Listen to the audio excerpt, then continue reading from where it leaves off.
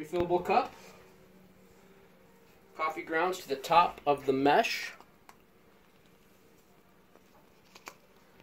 Might want to use a spoon for this because this is a little messy. Make sure there's no grounds when you shut that.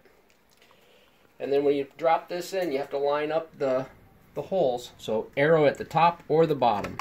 If you line it up sideways, it won't close. Just twist that until it lines up. Shut this.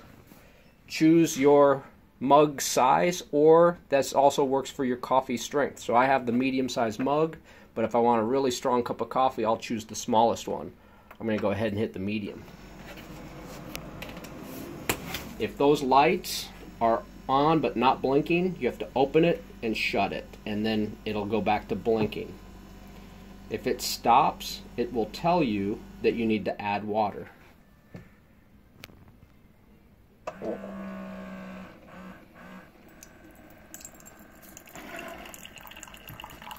Look at that.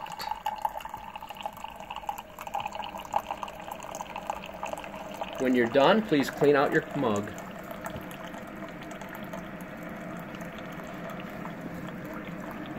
Cup, excuse me. All you need to do is drop the coffee grounds down the sink. That's good for the pipes, actually. That cleans the pipes so we don't get clogs. And rinse that out.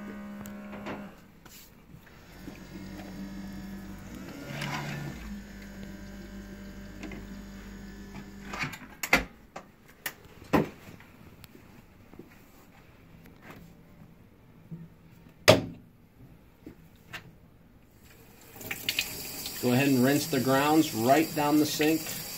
That's good for the pipes.